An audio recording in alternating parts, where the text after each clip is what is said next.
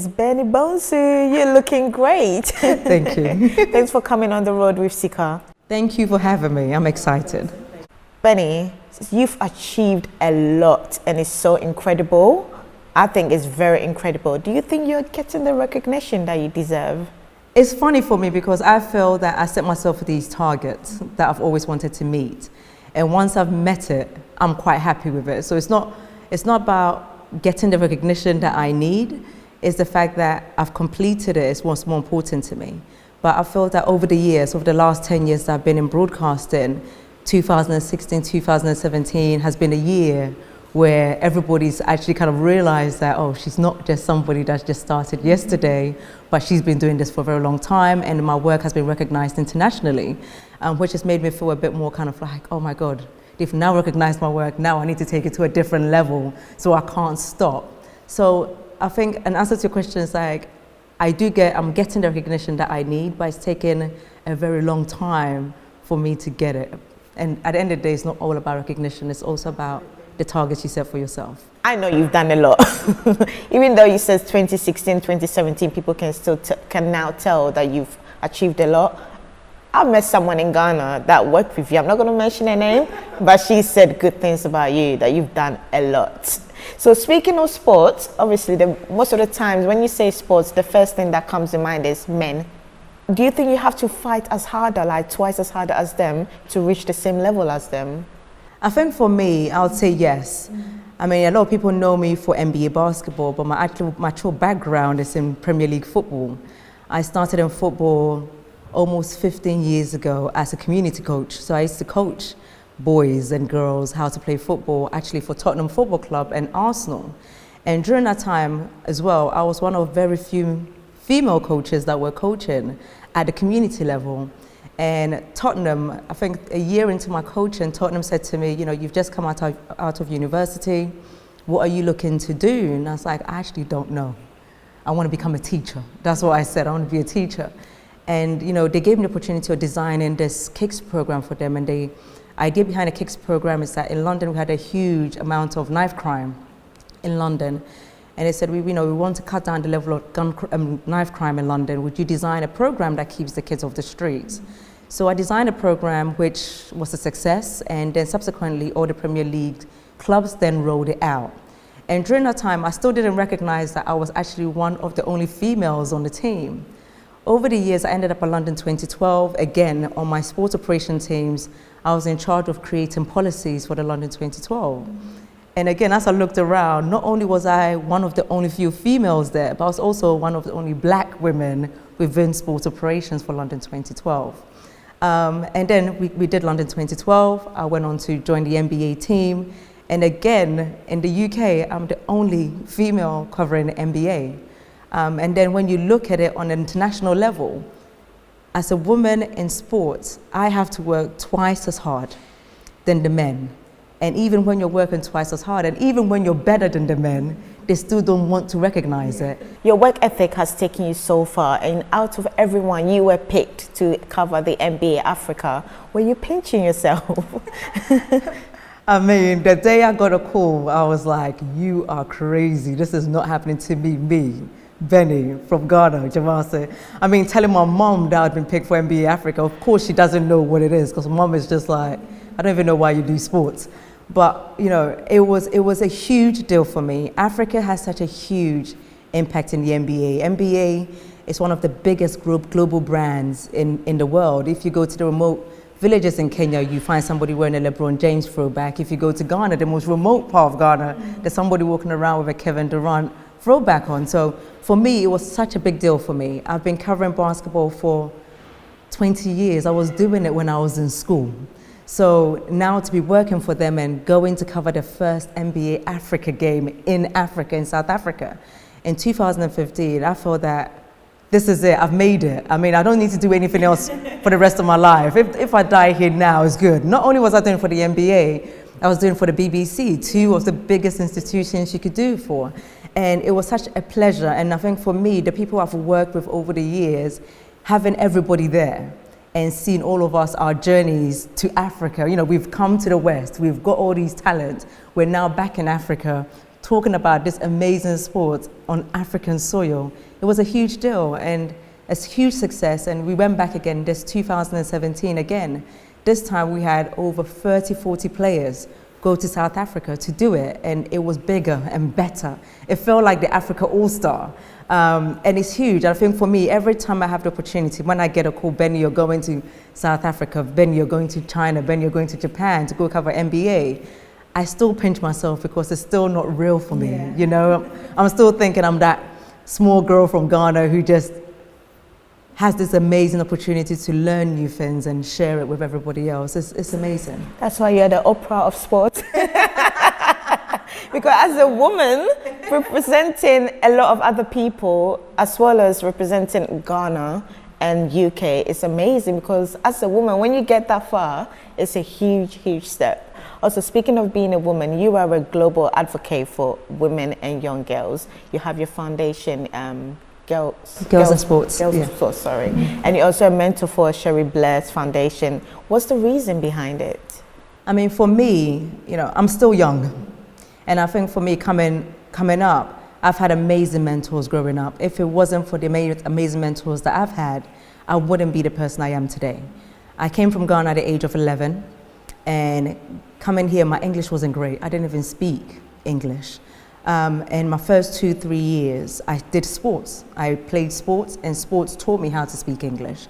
But then I also had, like I said, amazing mentors that always said, you know, this is great, but what about this? What do you think about this? Why don't you try this? And I think for me, you know, as you are rising up in the ranks, it's important for you to give back. And 5 years ago, Sherry Blair reached out, you know, and it's amazing. Sherry Blair is the wife of Tony Blair. You know, like when Sherry Blair goes, Benny, would you like to come and mentor some women for me? You're not going to say, you don't say no to Sherry Blair. You do not say no to Sherry Blair. And I'm still going, are you sure you want me to do it? And he's like, yeah, you know, you are somebody who has come from a humble background. You are doing things, you are inspiring women. And at this time, I'm still thinking I'm not doing anything, but you know, somebody's always watching what you're doing. Somebody's always watching, and clearly she was watching me. She said, I want you to mentor business women in Africa. You're very young, you're very business savvy, you're very business savvy when it comes to sports. What, you know, it will take an hour of your time every week to sit down and Skype a woman somewhere in Africa and just give them advice on what they can do to grow their businesses. And I was a bit nervous about it, but I took the challenge on and I've enjoyed it. 5 years later, I'm still doing it. So mentoring women in Kenya, women in Rwanda, I've had Ghanaians, Egypt. It's great experience for me. But also with the Girls in Sports Foundation, the idea is that, you know, me growing up and working in sports, I don't want to be the only black woman doing NBA. I don't want to see just Jessica doing football. I want to see more women of diverse women working in sports. And for me, I also felt that women that get up in the ranks in the media, it is important for them to go back and really share the story of what it's like to work in media.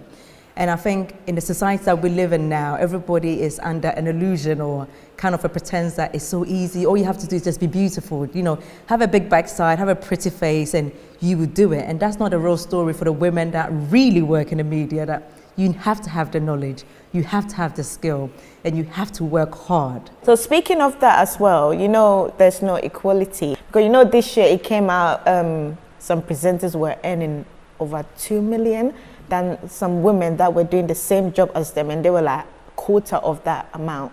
What do you make of that whole scenario? It's unfair. It's unfair because if you look at the pay scales when you work for certain organizations, men are getting way more money than women are. And it's unfair for women, especially women who are extremely talented, and in most cases, even better than the men. You know, some can argue that they have better agents than the women, but then it's not. It's about your ethic and it's about the work you produce.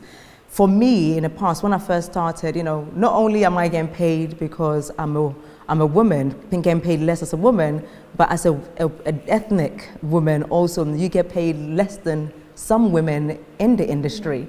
And I think for me, when I've learned that, I take my talent somewhere else. You know, you come up in the industry by working for other people, and once you've got the experience, you've then got to build your own house. And when you build your own house, you then call the shots. So you then negotiate the price you want for yourself. And I think for me, when I felt that I've been done wrong when it comes to pay.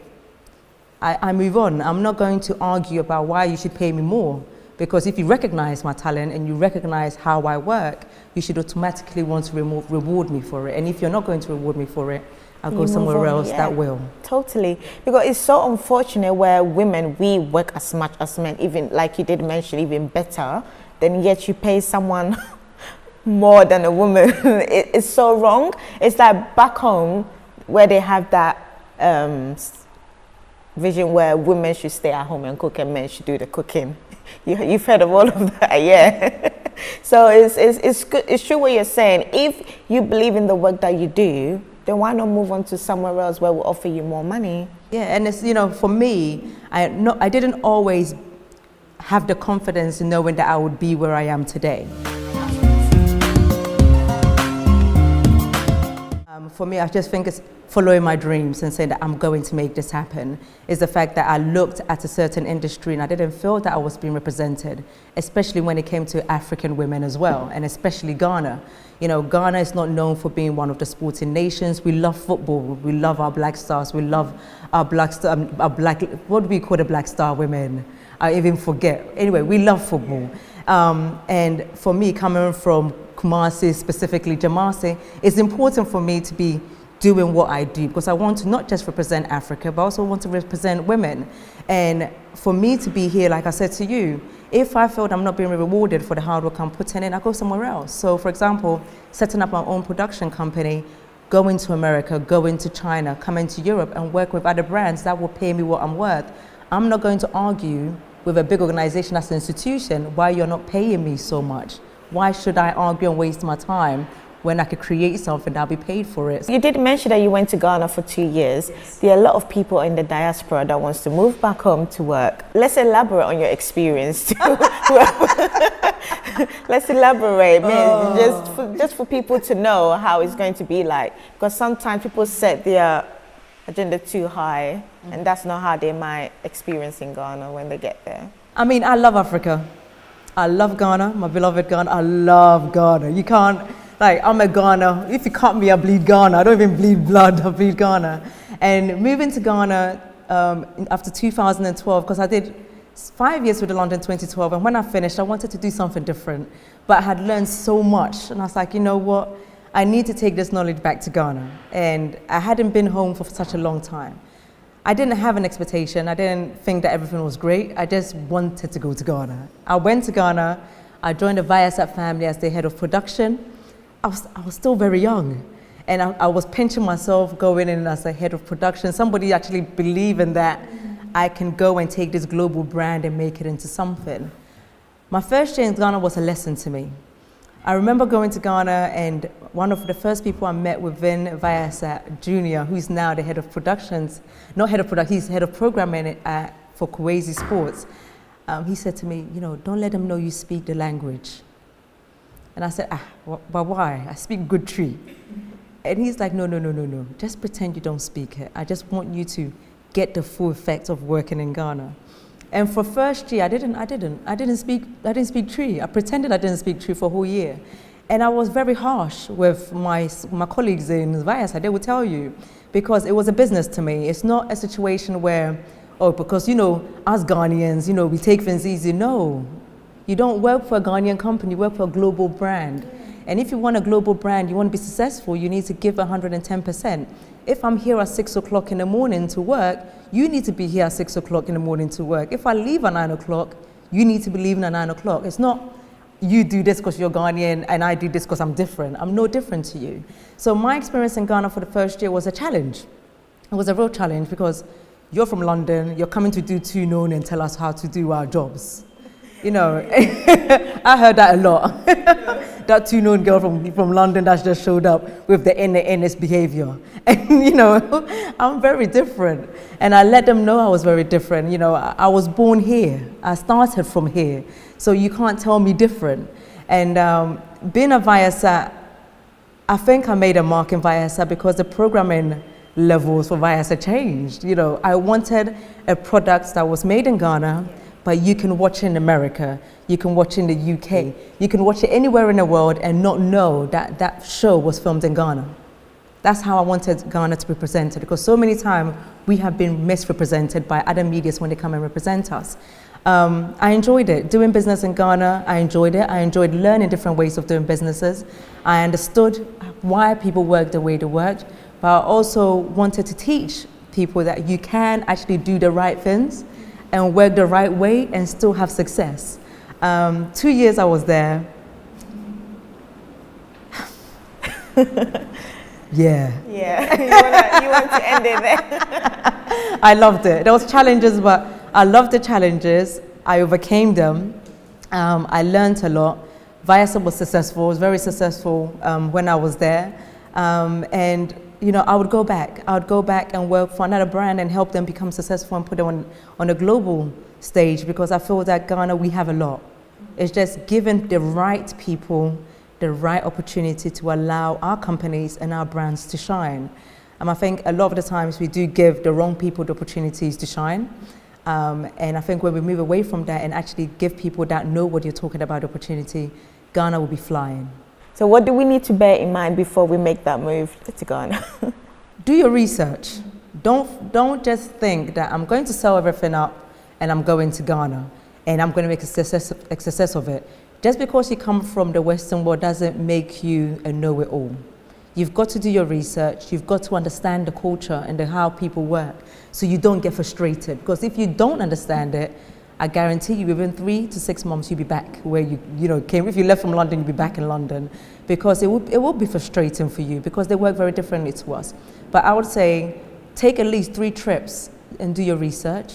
Make sure the company that you're working for understands your work ethic and what you're bringing to the table. Don't go in there acting like you know it all. Be prepared to be quiet a lot. Listen a lot. Don't listen to answer, but listen to taking the message, the knowledge they're giving you before you respond. But also have fun. Have fun. One thing I loved about the Ghanaian way of working is that people knew when to stop working and go home and spend time with your family, or when to stop and go to the chop bar, or when to stop and go to the beach. That part of the days I enjoyed the most. So I think as a diasporan going back home, do your research, enjoy life. Don't go and talk a lot. Go and listen a lot and take it in. And once you've understood it, then respond. Don't let them call you too known. Don't let them do it. Don't let them do it, because they will. You heard her. Make sure you do your research before you make that move. Benny, so what can we expect from you? What's next for you? Oh, I was excited. I mean, I don't know if you're aware, I just signed a big deal with Alibaba. Alibaba being one of the biggest brands in the world. I met Jack Ma this year. Before I met him, I didn't know who he was. In fact, I didn't know what Alibaba was. It was hilarious. They flew me to China. In fact, before I went to China, they called me in the offices in London. I sat in the offices still not knowing who Alibaba was, until we left and my friend was like, Benny, have you heard of AliExpress? I said, no. Like, that's where we all get our weaves from. Like, I didn't even know. Anyway, I fly out to China and I go and meet the team out there. And then I realize how huge this is. So I've signed a deal with Alibaba as their global, the first global sports influencer. But also I'm now the face of AliExpress Live. It's a huge online platform. It's like a TV channel that broadcasts to over 1 billion people in China. So I now do that over there. I've also now signed with Sky Sports, which is an exclusive to you, because I start my work with Sky Sports next week. You do it all. Yeah, it's crazy. So I think going forward, there's more coming. I think I want to do more, and I'm going to do more in Ghana. I'm doing a lot with the Ezekiel Answer Foundation back home, where we're trying to get more people in sports the opportunity to leave Ghana. And also with my Girls in Sports, with Ezekiel doing his camp, I'll also be doing the Girls in Sports Foundation to really start the conversation on the impact women can have in sports in Africa, and as Ghana, what can we do to lead the way? So we did a lot more in Ghana and also in Nigeria. So there's a lot more lined up. It's just finding the time, 24 hours in a day to do it. Yeah, but I'm excited. I'm excited for the future in Ghana, and I'm excited to what I can bring to our beloved Ghana. Thank you so much for coming on the road with Sika. Thank you for having me. This is amazing. I feel like I saw you a couple of years ago. Is it years? It's years. Yeah, I said 2 or 3 years. 2 years ago, and I'm here and I love what you're doing. So thank you for having me on your Red Sea and also on your show. Thank you. It's always a pleasure. Thank you.